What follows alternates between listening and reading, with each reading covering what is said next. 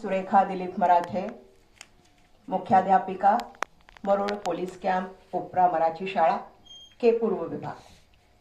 माझ्या एकपात्रीचा विषय आहे माय मराठीचे फेडू पंख.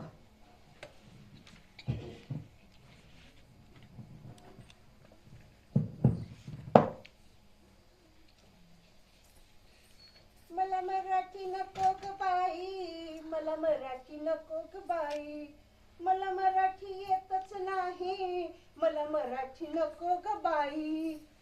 बया बया बया, अगं काय हे वांगाळ बोललं?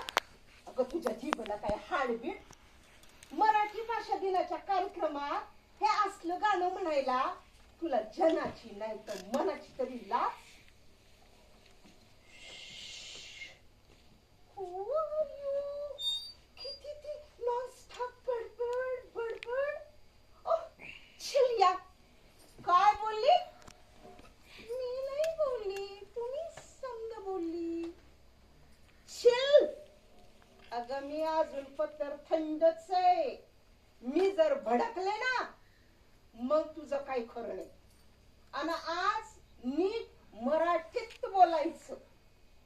आजच्या दिवस तुझं ते गुलुगुलू गुलुगुलू इंग्लिश ठेव खुटीला टांगून.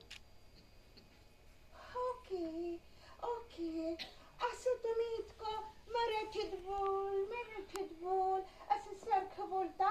ऐसा है क्या तुम्हारी मराठी में? ऐक, माय मराठी माझी माऊली, माय मराठी माझी माऊली, अमृतधारा झरती बोली. अगं आपली माय जशी मायेची सावली असती ना तशी हाय माझी माय मराठी. माझ्या मराठीची बोलू कौतुके, परी अमृतातेही पैजा जिंके, असं खुद ज्ञानेश्वर माऊलीनं लिहून ठेवले. अगं माझ्या अमृता परीस या गोड मराठीची किंमत तुझ्यासारख्या पिझ्झा बर्गर आणि कोकवर पोचलेल्या आणि हाडाची काढणी बो. जाऊ दे, तुला नाही समजायचं. ओके ओके, लेकिन आजकल मराठी को पूछता कौन है? मोस्ट ऑफ मराठी स्कूल पण क्लोज पडायला लागल्यात. यू नो, आजकल दुनिया में no English, French, Japanese, Spanish, German language में डिमांड है. दुनिया की कंपटीशन में रहना है ना तो इंग्लिश मस्ट. मराठी काय घर की मुर्गी दाल बराबर.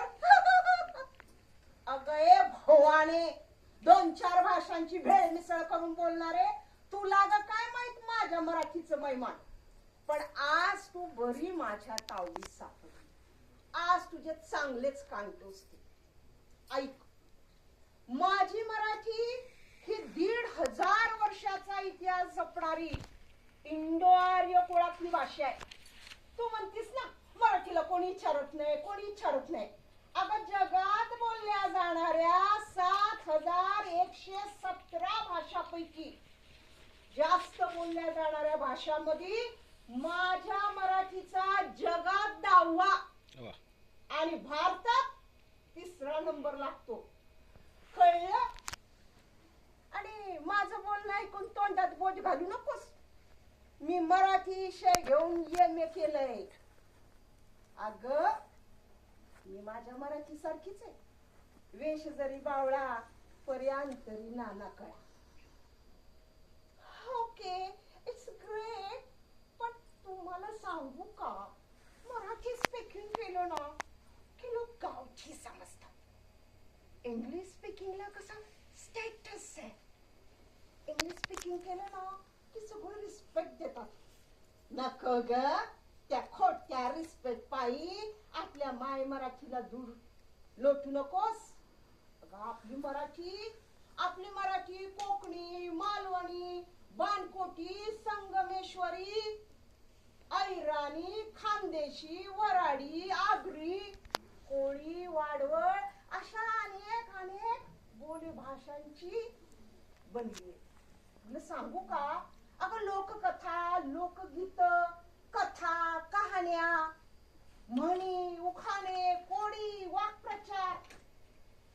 काय त्या ओव्या, भारुड, कीर्तन, पोवाडे, लावण्या.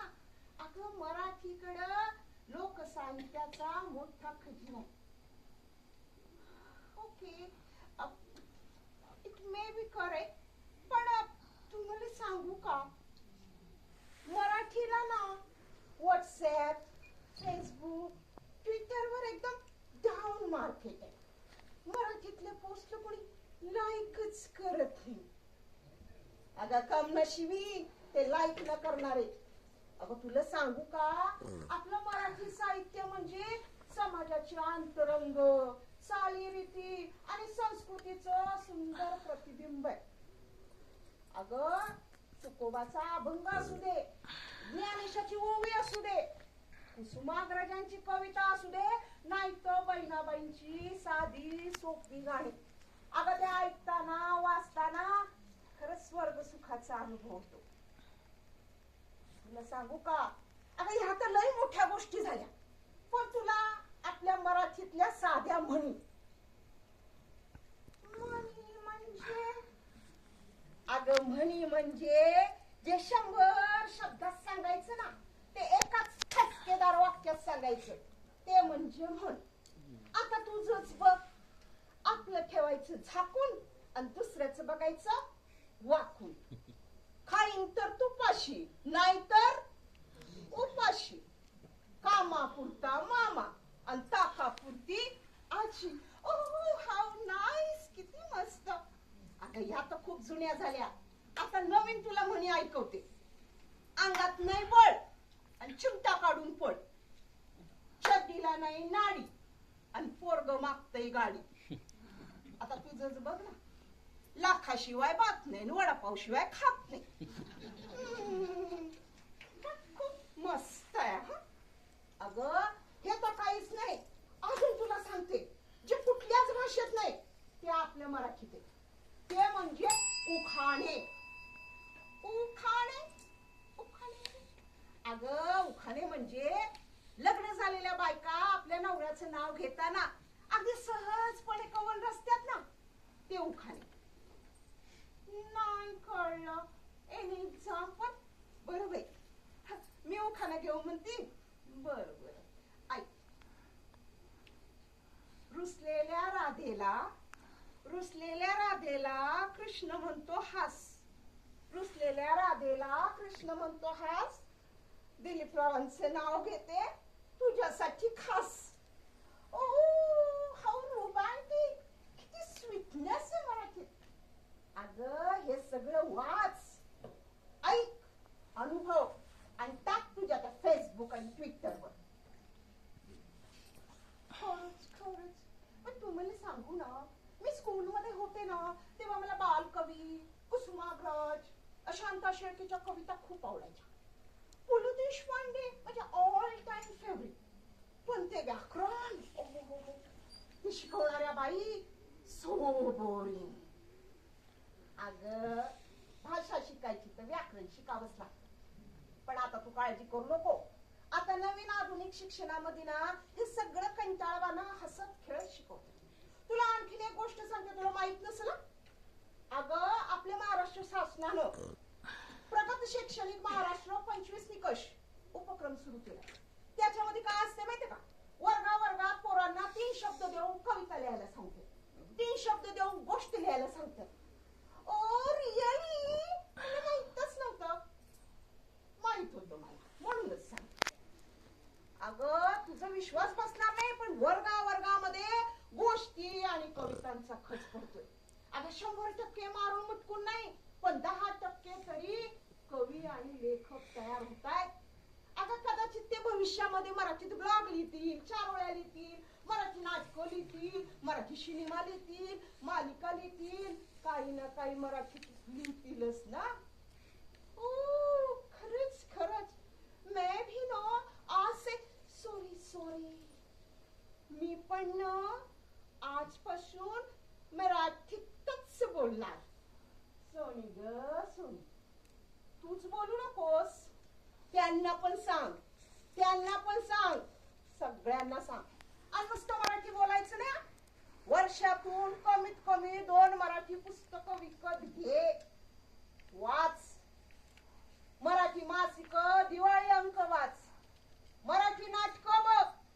सासू सुनांच्या कारस्थानाच्या असल्या ना तरी मराठी मालिका बघ.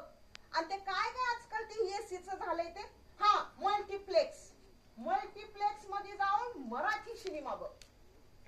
तरच तरच माझी माय मराठी जगल, वाढल.